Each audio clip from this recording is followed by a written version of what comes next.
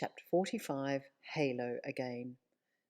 Blizzard laughed. "I'm loving this," he said. "But morning exercise." "No," shouted everyone. "It's too close to the end," said Sky, looking earnest. "I agree," said Minnow. "Us too," said Frank and Ben. Said Blizzard. "Stand up." Everyone dragged themselves to their feet. "Hands up," said Blizzard, "and then slowly down to touch your feet 10 times. 20, said Angel, joining in. 50, said Darling, doing the action. They say 20 is not enough and 100 is...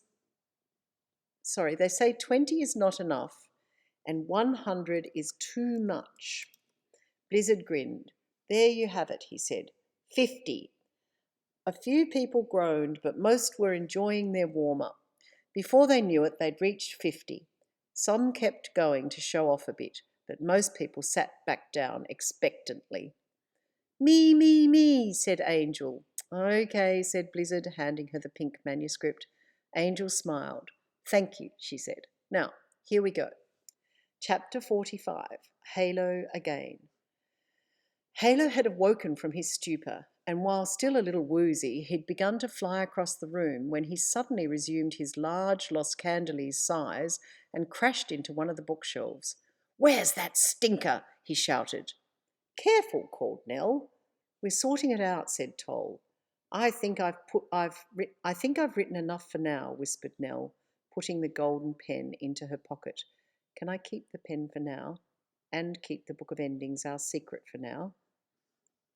And keep the book of endings our secret." I need to just fix that up a bit. "Where's that stinker?" shouted Halo. "Careful," called Nell. "We're sorting it out," said Toll. "I'll sort him out," said Halo, punching the air. "I think I've written enough for now," whispered Nell to Toll. As she put the golden pen into her pocket, she asked, "Can I keep the pen for now?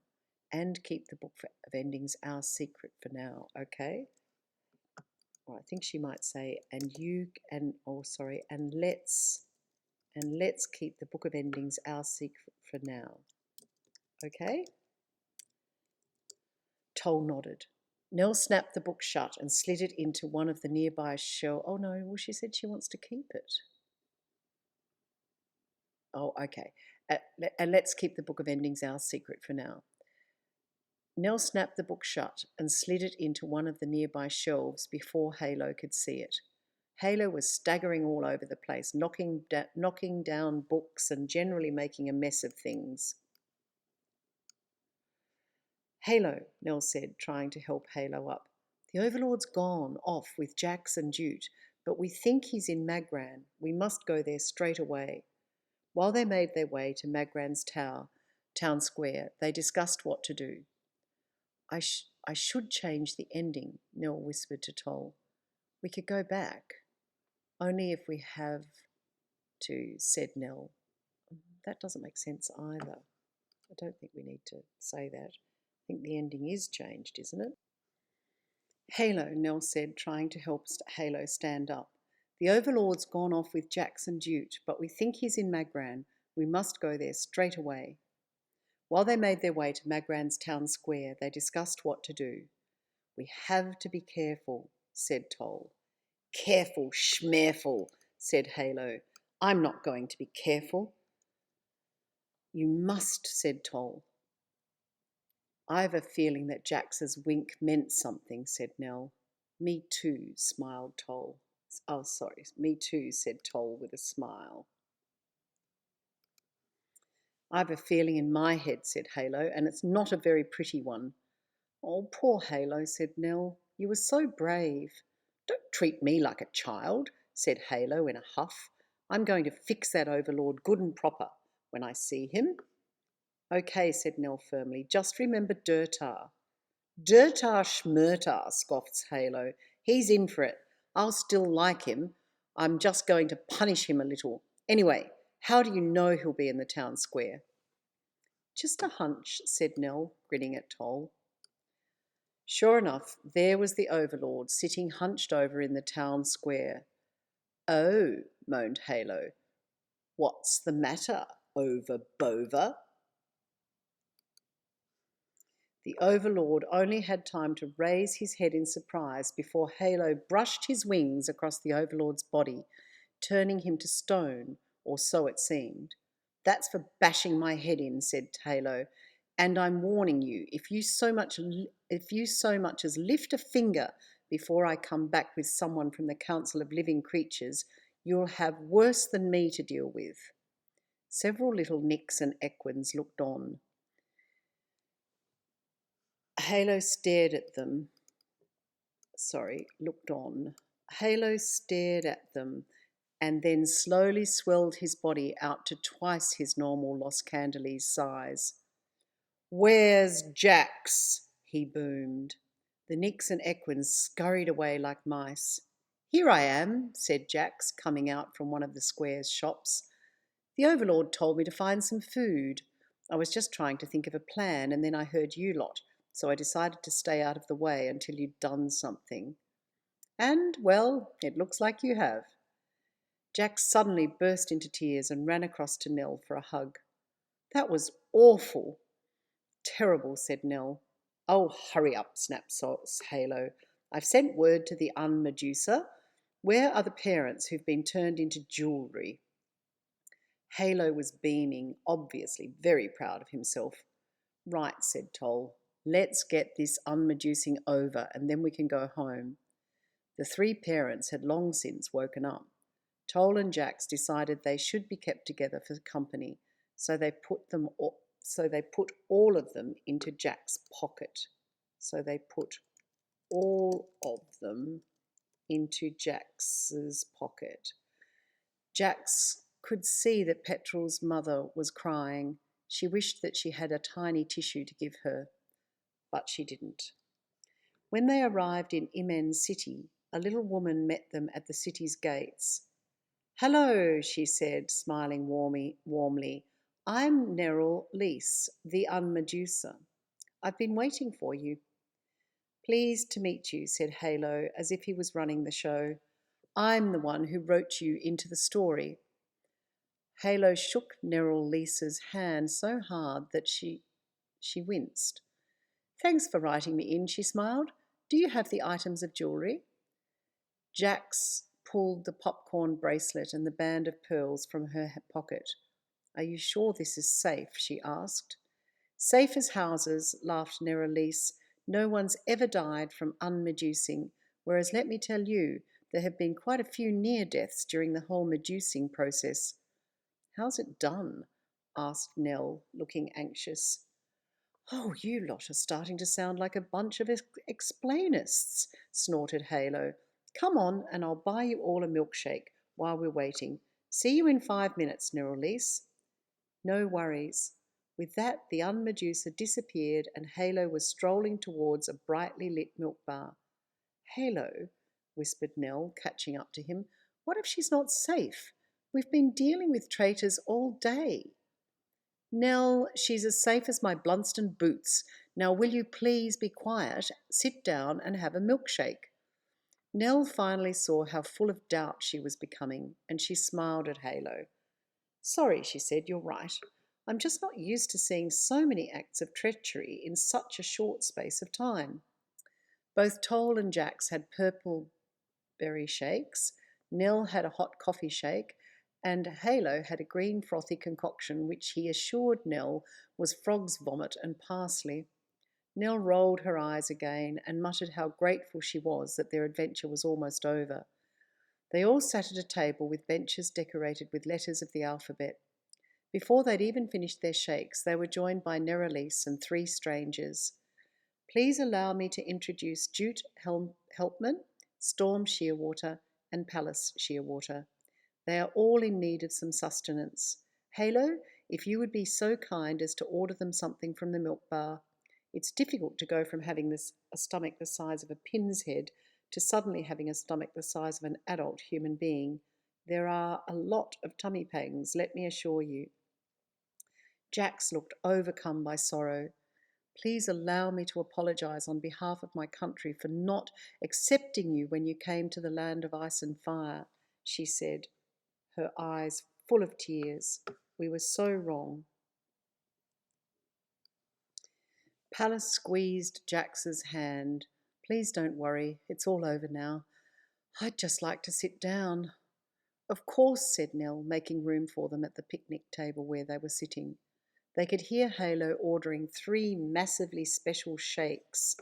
The recently unmeduced parents sat looking quite dazed.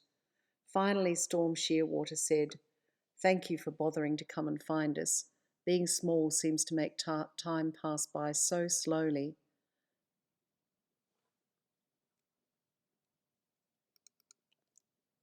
Palace nodded.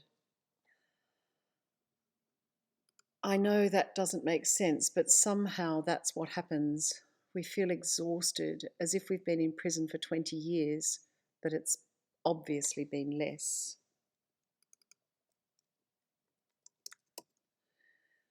Two for you, said Halo. Halo suddenly returned from the milk bar.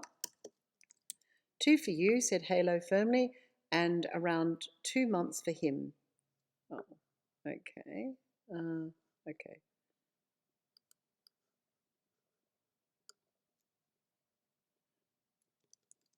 2 massively special shakes for each of you, said Halo firmly.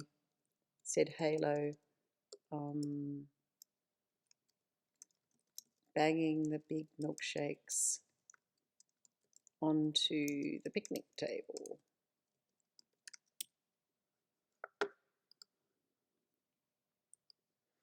Jute smiled weakly. Thanks, mate, he said.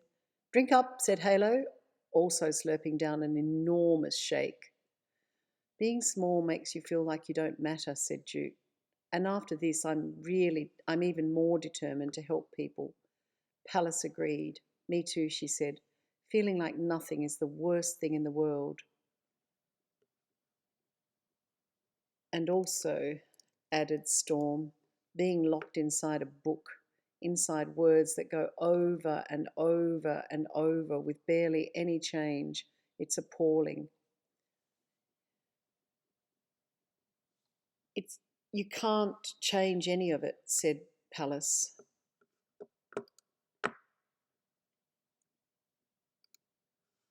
Absolutely, said Palace. Your body is part of jewellery on someone's person, but your actual self is locked inside a book and you can't do anything about it. Storm sighed. At least we're our own size again, he said, thanks to you lot. Palace and Jute nodded. Thank you, they both said. There was a loud bark. Godot, said Nell. So good to see you. Woof! Godot greeted everyone with a big lick, and then he sat panting next to Nell. Jute was just saying how horrible it is to be made to feel small, said Nell. And even worse to actually be small while being made to feel small, said Toll. Jute nodded. It's incredibly frightening, he said. Palace, Storm and I were shrunk down to the size of popcorn and pearls. Godot nodded, and then he spoke by telepathy to everyone. A person is a person, no matter how small, he said, and that goes for dogs as well. All dogs have personalities, and that makes us people. Nell couldn't stop smiling. I think all creatures are people, she said. Woof, said Godot. Nell lay on the ground next to the Labradoodle and smiled at Halo and